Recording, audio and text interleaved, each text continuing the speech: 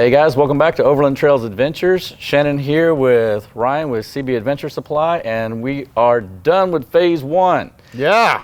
All right, phase one of, I think we're going to go ahead and call it the Tundra Camper build. There you go. Because we got the Tundra cabin build. Yeah. Now we're the Tundra Camper build. And so we're picking this up today. What we want to do is do a quick walk around, kind of just talk about what was done to it and all the little things that needed to be done to make this rig ready for the Hawk camper on the flatbed.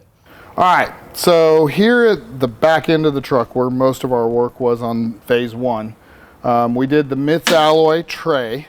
This is the 6'4" tray with under tray storage boxes as well as the mud guards. Now because the Tundra has such a axle that's so far forward in the rear, there's not enough room here for a forward tray. So we did the MITS alloy infill panels, and that gave us a spot to mount his filler neck. Now Shannon had already got his 35-inch tires on here before he brought it in, but we helped make those tires fit a lot better by adding in the Dobinson suspension. Now, because of the weight of the camper, we did the MRA, which is the adjustable remote reservoir shock in the rear.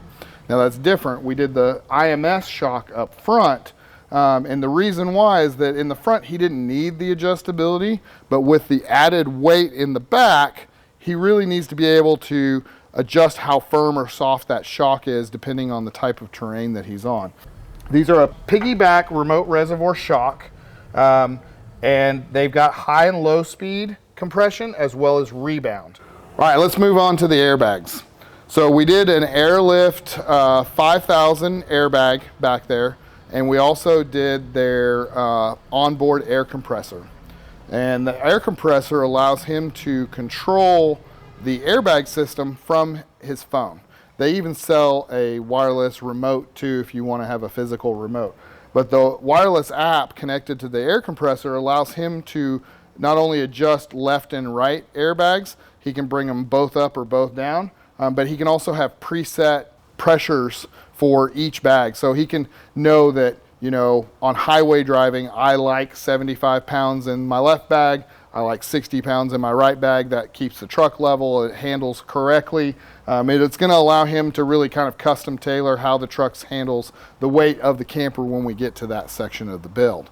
Now we talked a little bit about the rear tray storage with the MITS alloy. So we have these corner boxes, which are great for recovery gear, outdoor stuff that we're going to need while we're at camp. And you know, they're waterproof, dustproof, so we can store whatever we need in there and have quick, easy access to it. Now, in the rear, we have the trundle drawer, which I believe is 1900 millimeters long, with this tabletop. So the tabletop gives you a nice working surface should you need it right here at the back. So this is a great place for chairs. You could keep some recovery gear in here.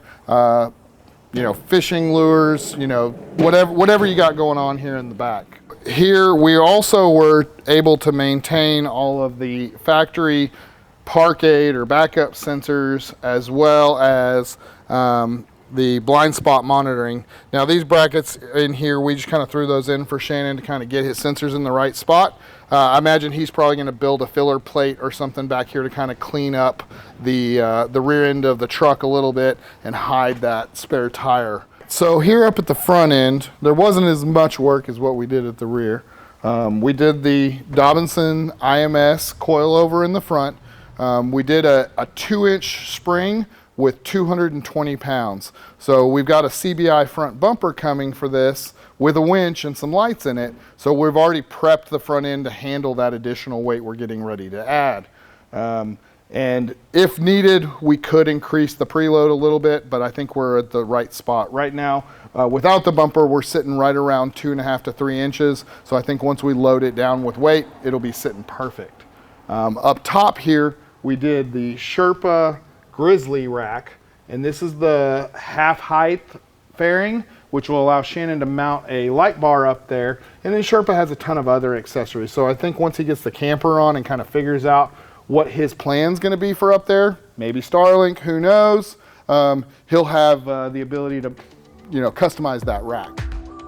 With phase 1 complete, this is a huge step forward to making this 24 Tundra Limited ready for the 4-wheel camper Hawk, which arrives very soon. So stay tuned for phase 2 of the work from the road Toyota Tundra camper build.